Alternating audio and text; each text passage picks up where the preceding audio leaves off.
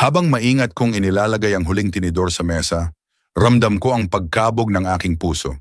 Ika-15 anibersaryo namin ng asawa ko at nais kong maging perpekto ang lahat, gaya ng unang date namin. Siguro, baka may magbago sa pagitan namin ngayong gabi. Kamakailan lang, napansin ko ang pagiging malamig ng aming relasyon at hindi ko maiwasang maramdaman na unti-unti na kaming lumalayo sa isa't isa. Lately, palaging nagrereklamo si James tungkol sa akin, sinasabing hindi ko raw nagagampanan ang mga inaasahan niya bilang asawa. Bawat salita niya ay tumagos sa aking puso. Tumakas kami ng bata pa kami, pareho kaming 18, hindi mapaghihiwalay at siya ang unang pag-ibig ko. Pero ngayon, ang mga araw namin ay naging routine at ang pagmamahal namin ay tila nag-iba at matagal ng alaala. Tiningnan ko ang paligid, siguraduhing maayos ang lahat. Malinis ang bahay, handa na ang pagkain, at ang mga kandila ay kumikislap ng mahinang ilaw. Ngunit sa kabila ng lahat ng aking paghahanda, naramdaman ko ang isang boses sa aking isipan na nagsasabing marami akong isinakripisyo para sa buhay na ito. Pilit akong pinaniwala ni James na mag-drop out ng kolehiyo at bitawan ang pangarap kong maging gymnast. Magaling ako, iniisip ng mga coach ko na may potensyal akong magtagumpay. Pero may iba siyang plano. Gusto niyang maging housewife ako, mamahala sa lahat habang tinatayo niya ang farm na matagal na niyang pangarap. Bumili kami ng malaking bahay na may malawak na lote at ayaw ni James na kumuha ng tulong, sinasabing wala siyang tiwala sa ibang tao. Kaya ang lahat ng gawain ay napunta sa akin. Pag-aalaga ng mga hayop, pagtatanim sa hardin, pagluluto, paglilinis. Nakakapagod pero ginawa ko ito lahat para sa kanya, para sa amin. Gaano man ako magsikap, hindi pa rin ito sapat. Palagi niyang ikinumpara ako sa nanay niya, sinasabing siya ang perpektong homemaker, ang pamantayan na hindi ko kailanman matutumbasan. Masakit ang bawat salita niya, lalo na't binigay ko na ang lahat at hindi pa rin sapat. At sa wakas, narinig ko ang pinto ng bahay na bumukas at magsara. Tumakbo ako upang salubungin si James, ngunit ang kasiyahan ko ay agad na nawala nang makita ko siya. Wala siyang dalang bulaklak, walang nangiti at wala ring senyales na naaalala niya kung anong araw ngayon. "Hi, inihanda ko ang hapunan at inayos ko ang mesa," sabi ko, tinatago ang nerbiyos ko. Si James ay halos hindi man lang tumingin sa akin. "Kumain na ako sa trabaho," sagot niya. Malamig ang tono. Parang tinamaan ako sa sinabi niya. Talaga bang nakalimutan niya? Pero, akala ko kakain tayo ng sabay, sabi ko, ngunit pinutol niya ako. "Katie, hindi ko kaya ang ganitong mood ngayon," sabi ni James, ibinagsak ang bag sa sahig at hinanap ang mga gamit. Halos makalimutan ko. "Ito para sa iyo," sabay abot ng sobre sa kamay ko. Habang binubuksan ko ang sobre, ang puso ko'y nagliyab ng pag-asa. Baka nga hindi niya nakalimutan, baka ito ang tiket na matagal ko nang pinapangarap papuntang Italy. Ngunit nang makita ko ang laman nito, bumagsak ang mundo ko. Hindi ito tiket para sa Italy, kundi mga papeles ng diborsyo. Ano? Ano ito?" Mangyak-ngyak kong tanong. Hindi man lang ako tiningnan ni James. "Ang tanga mo ba? Mga papeles ng diborsyo yan. Maghiwalay na tayo," sagot niya ng walang emosyon at nagsimula ng mag-impake ng gamit sa kanyang maleta. "Ano? Bakit?" tanong ko. Hindi makapaniwala. Hindi pwedeng mangyari ito. Lahat inalay ko para sa amin. "Dahil masama ka, Alice," sagot niya ng tuwiran habang inilalagay ang mga damit sa maleta. "Wala kang ginagawa. Tumaba ka at wala namang kwenta pag-usapan sa'yo." Pakiramdam ko'y tinampal ako. "Wala na bang usapan, James? Magkasama tayo ng 15 taon. Hindi mo lang basta." "Kaya ko at ginagawa ko," sagot niya, pinutol ang mga salita ko. "At saka, may nakilala akong iba. Si Cora. Magaling siya." "Si Cora? Ang sekretarya mo? Iiwan mo ako para sa batang babae na 10 taon ang edad mula sa'yo?" Sigaw ko. "Anong inaasahan mo? Na mananatili ako sa'yo habang ganyan ka?" Pumuno ng galit ang katawan ko habang binabaybay ko ang mga pangyayari. Ang sakit. "Paano mo nagawa yan?" Sigaw ko, hindi na kayang pigilan ang aking galit. "Alice, wala nang dahilan para mag-usap pa tayo," sagot ni James habang isinasara ang maleta at tinungo ang pinto. "Saan ka pupunta?" Tanong ko, sinundan siya. Ang puso ko'y mabilis ang kabog. "Si Cora at ako ay pupunta ng Italy ng 2 linggo." Gusto ko na wala ka na dito pagbalik ko, sabi niya, at tuluyan nang lumabas bago ako nakapagsalita. Isang init ng galit ang sumik sa akin at mabilis akong tumakbo palabas ng pinto. Hindi na alintana ang anumang bagay kundi ang makaharap si James. Nakita ko siya sa kabila ng kalsada. Ang telepono ay nakadikit sa kanyang tainga. Abala sa kausap, hindi alintana ang nangyayari sa paligid. Gusto kong sumigaw sa kanya, iparamdam ang sakit na dulot ng mga ginawa niya. Pero bago ko magawa iyon, nakita ko ang sasakyan pumapadpad ng mabilis sa kalsada, tumama kay James ng may malakas na tunog at si James ay bumagsak sa lupa. Hindi tumigil ang sasakyan, lumayo lang at naglaho sa dilim. Nawala ang aking galit sa isang iglap na palitan ng takot. Tumakbo ako kay James, ang puso ko'y mabilis na tumitibok. Nakatihaya siya sa kalsada, walang galaw.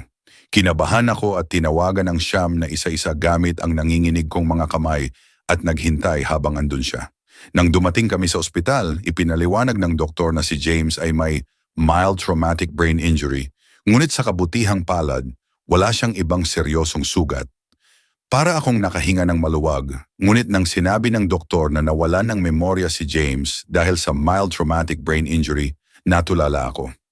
Hindi pa tiyak kung gaano katagal mawawala ang memorya niya, sabi ng doktor, kalmado ngunit seryoso. Baka magbalik ito o baka permanenteng mawala. Tanging oras lang ang makakapagsabi. Habang naghihintay ako sa waiting room, patuloy ang pag-vibrate ng telepono ni James sa aking bag. Nang kinuha ko ito, nakita ko ang pangalan ni Cora na paulit-ulit na lumalabas. Nag-init ang aking pakiramdam at pinatay ko na lang ang telepono. Pumunta ako sa kwarto ni James, hindi ko alam kung anong magiging reaksyon ko o kung paano ko siya haharapin. "Sino ka?" tanong ni James. Puno ng kalituhan ang kanyang mata. Nagatubili ako saglit, ngunit bigla akong nakaisip ng plano. "Ako ang boss mo," sagot ko. Pinipilit maging kalmado ang boses ko. "Ako ang magpapamahala sa mga hayop, sa hardin, lahat ng gawaing bahay at pagluluto. May pamilya ba ako?" Tanong niya, naghahanap ng sagot sa mukha ko. Walang alinlangan, umiling ako. "Wala, naglalakad ka sa kalsada hanggang sa kinuha kita. Mapalad ka at may trabaho ka." Tumango siya, bagamat medyo naguguluhan. "Salamat," sagot niya. "Ma'am na lang tawag mo sa akin," sagot ko, isang ngiti sa aking labi. "Salamat ma'am," ulit niya, malinaw na nagpapakita ng pasasalamat. Pagkalabas ni James sa ospital, hindi ko na sinayang ang oras. Agad ko siyang pinatulong sa mga gawaing bahay. Inilagay ko siya sa maliit na silid sa garahe, hindi katulad ng dati niyang komportableng kwarto. Nakangiti ako habang pinapanood siyang magtrabaho. Ang dating tamad na James ngayon ay abala sa mga gawain ng magsasaka. Kailangan niyang maglinis ng bahay, mag-ayos ng mga gamit, at magluto ng mga pagkain. Binibigyan ko siya ng mga pagkaing nakakataba at mababa na calories naman sa akin, bagay na hindi ko nagawa noon. Habang ginagawa niya ang lahat ng ito, nagkaroon ako ng pagkakataong mag-ehersisyo sa gym. Bumababa ang timbang ko at nakaramdam ako ng mas mataas na kumpiyansa sa sarili. Nagsimula akong magpa-beauty salon, magpagupit ng buhok at magpaganda ng aking sarili. Habang ginagawa ko ito, si James ay tila nasiyahan. Nagpapasalamat sa pagligtas ko sa kanya mula sa buhay sa kalye. Hindi niya alam na ang buhay na tinutukoy niya ay ang buhay na iniwan ko para sa kanya. Lumipas ang 2 buwan at sa wakas ay nakasanayan na ni James ang mga gawain. Nagtrabaho siya ng walang sawa habang ako ay nakaupo sa sofa, umiinom ng alak pagkatapos ng araw sa gym, tulad ng dati niyang ginagawa sa akin. Minsan, napansin ko siya na palihim akong tinitingnan. Parang may ibang tingin sa akin. Alam kong gagawin niya ang lahat para magpakita ng pagpapahalaga at maging malapit sa akin. Baligtad na ang sitwasyon at tinamasa ko ang bawat sandali ng pagpapahirap na nararamdaman niya. Ngunit isang gabi, nagbago ang lahat.